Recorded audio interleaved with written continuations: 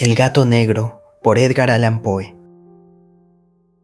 Mañana me espera la muerte y antes de enfrentarla necesito liberar el peso que llevo en el alma. Voy a relatar hechos domésticos que, aunque simples, destruyeron mi vida de manera lenta e implacable.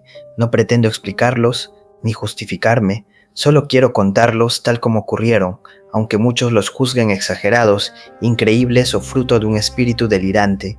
Yo sé que no estoy loco y sé también que esto no fue un sueño. Desde niño tuve un carácter dócil y una ternura casi ridícula. Me adoraban los animales y yo a ellos. Mis padres me permitían tener toda clase de criaturas. Yo pasaba horas junto a ellas, cuidándolas y sintiendo una felicidad pura al acariciarlas. Ese amor creció conmigo y ya adulto, continuó siendo una de mis mayores alegrías. Me casé joven y mi esposa compartió de inmediato mi fascinación por los animales domésticos. Llenó la casa de pájaros, peces, un perro afectuoso, algunos conejos, un pequeño mono y finalmente un gato completamente negro. Era un gato grande, hermoso y sorprendentemente inteligente. Mi mujer, supersticiosa por naturaleza, mencionaba con frecuencia las viejas historias que afirmaban que los gatos negros eran brujas transformadas. No creo que lo dijera en serio, pero el comentario me volvió ahora a la memoria. Lo llamábamos Plutón, y pronto se convirtió en mi compañero inseparable. Yo lo alimentaba, él me seguía donde fuera, y parecía incapaz de abandonarme ni un instante. Pero esos tiempos de paz no duraron. Mi carácter comenzó a retorcerse bajo el veneno del alcohol. Me volví irritable, hosco, violento. Llegué incluso a levantar la voz y la mano contra mi esposa, y mis animales, los seres que más me habían amado, también sufrieron mi degradación. Solo Plutón parecía conservar un lugar especial en mi corazón. Durante un tiempo me contuve de hacerle daño, aunque ya maltrataba al perro, al mono y a los conejos, pero mi adicción empeoraba y hasta mi viejo compañero empezó a huir de mí con miedo. Una noche, regresé completamente ebrio. El gato intentó alejarse de mi camino, pero lo sujeté bruscamente. Asustado por mi violencia, me mordió la mano. Entonces una furia espantosa, una furia que no parecía humana, me cegó por completo. Sentí como si el mal mismo se apoderara de mi alma. Con una crueldad que aún me atormenta, saqué un cortaplumas, lo abrí y sujetando al indefenso animal por el cuello, le arranqué uno de sus ojos. Al amanecer, cuando la embriaguez se disipó, el horror me alcanzó, pero un horror tibio, incapaz de conmoverme hasta el fondo. No tardé en refugiarme otra vez en la bebida para olvidar lo sucedido. El gato, contra todo pronóstico, sobrevivió. Caminaba por la casa sin emitir queja alguna, aunque temblaba de pavor cada vez que me veía. Y ese miedo, el miedo de un ser que antes me había amado profundamente, me hirió, pero solo para transformarse pronto en irritación. Fue entonces cuando el espíritu de la perversidad se apoderó de mí. Esa pulsión oscura que nos lleva a hacer lo prohibido solo porque es prohibido, esa necesidad de destruir lo que deberíamos proteger. Una mañana, con una calma atroz, le até una soga al cuello al pobre Plutón y lo colgué del árbol más cercano. Lo hice llorando, sabiendo que era un pecado imperdonable, sabiendo que él me había amado sin condiciones. Esa misma noche, los gritos de «¡Fuego!» me arrancaron de la cama. La casa ardía por completo. Mi esposa, un sirviente y yo logramos escapar milagrosamente. Todo quedó reducido a cenizas. Al día siguiente, regresé para examinar las ruinas. Solo una pared seguía en pie, y allí, ante una multitud que murmuraba fascinada, vi grabada la figura de un gigantesco gato negro con una soga alrededor del cuello. Sentí que el alma se me helaba, pero me obligué a razonar. Imaginé que alguien había arrojado el cuerpo del gato a mi cuarto para despertarme y que el dibujo se formó cuando el cadáver quedó prensado contra el enlucido húmedo durante el incendio. Mi mente aceptó esa explicación, pero mi espíritu nunca más conoció la paz. Durante meses la imagen del gato en la pared me perseguía como una sombra viva. Mi alma estaba presa de un remordimiento confuso, de un miedo que no quería admitir. Fue entonces cuando empecé a buscar otro gato, uno que reemplazara al que yo mismo había destruido. Una noche, medio ebrio como tantas otras, me hallaba en una taberna miserable cuando algo llamó mi atención. Sobre un gran barril de ginebra, oscuro por el tiempo y la mugre, distinguí una silueta negra. Me extrañó no haberla notado antes. Me acerqué, alargué la mano y descubrí que era un gato tan grande como Plutón, idéntico en todo excepto por una amplia mancha blanca en su pecho. Al tocarlo, el animal se irguió y comenzó a ronronear con fuerza, rozándose contra mi mano como si me conociera desde siempre. Era exactamente lo que había estado buscando. Pregunté al tabernero si el gato era suyo y me dijo que jamás lo había visto. Sin pensarlo más, seguí acariciándolo, y cuando me dirigí a casa, el animal decidió seguirme. No lo impedí, incluso me detuve varias veces para inclinarme y darle afecto. Al llegar, se adaptó sin dificultad, y mi esposa lo adoró de inmediato, pero yo no. Algo dentro de mí comenzó a torcerse. Aquel cariño insistente del animal me incomodaba, me fatigaba.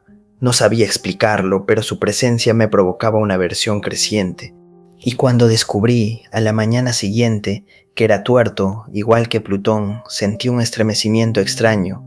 A mi esposa ese detalle le pareció enternecedor.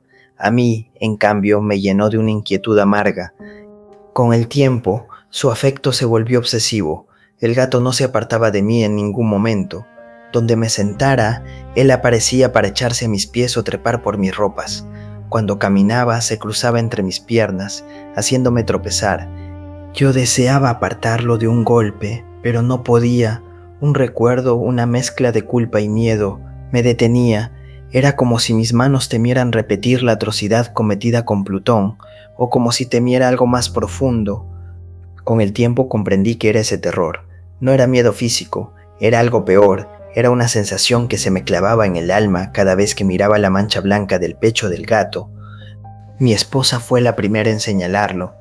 Aquella mancha, en un principio deforme, empezó a tomar forma, una forma definida, precisa, aterradora.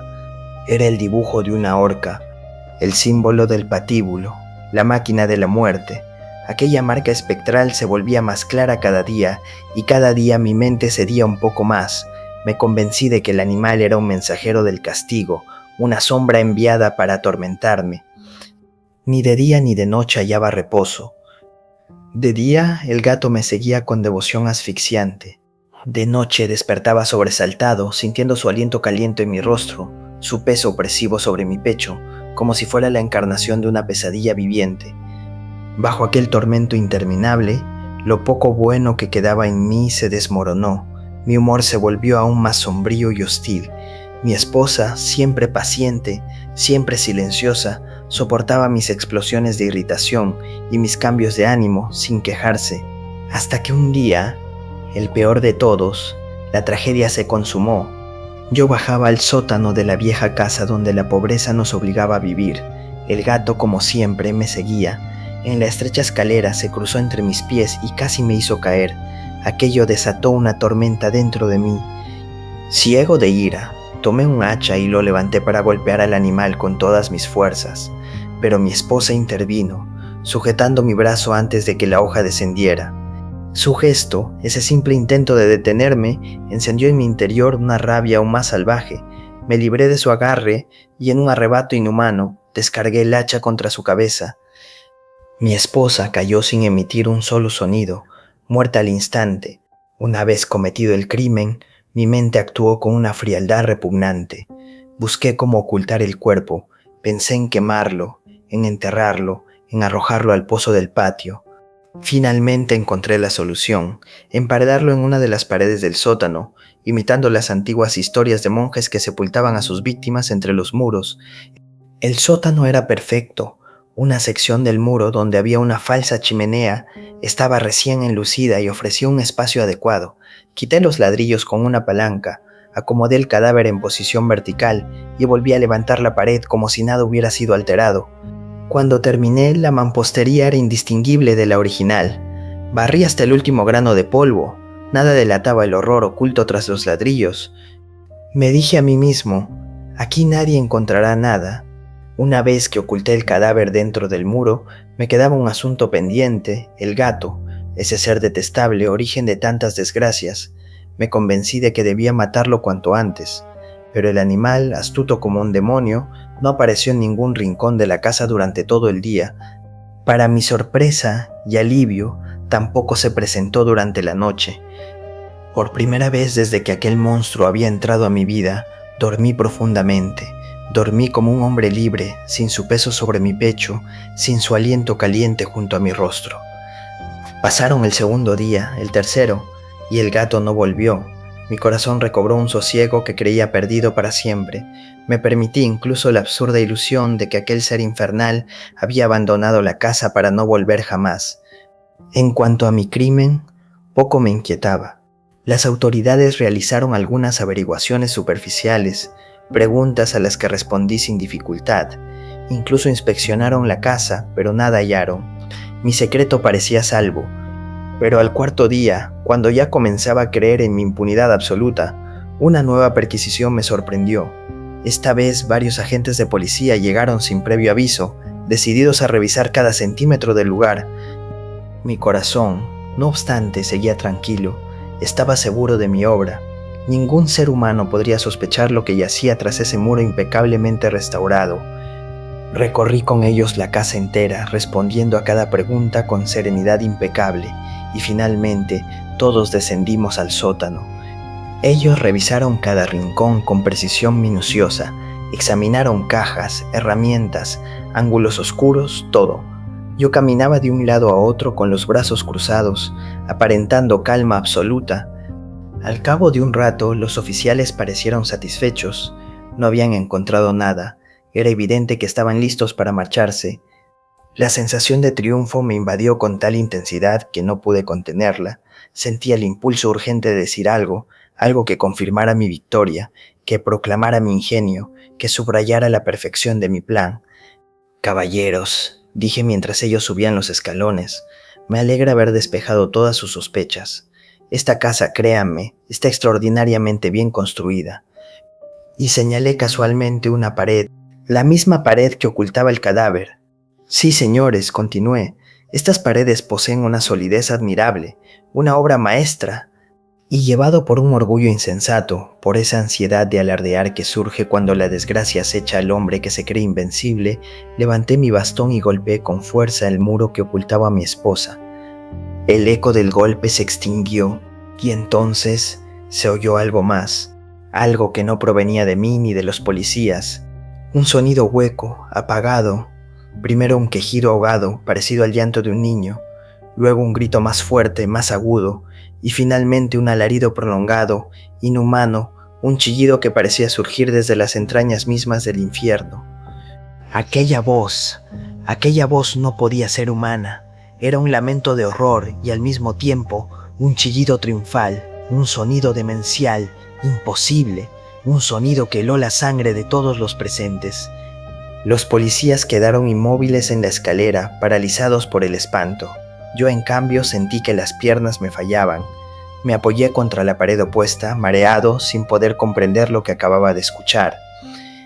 Entonces, una docena de brazos se abalanzó sobre el muro, golpeándolo, arrancando ladrillo tras ladrillo con frenética urgencia.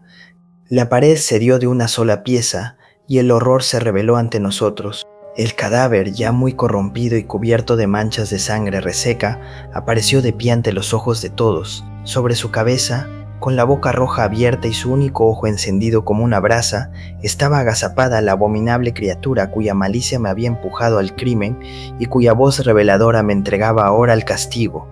Había sellado al monstruo dentro de la tumba.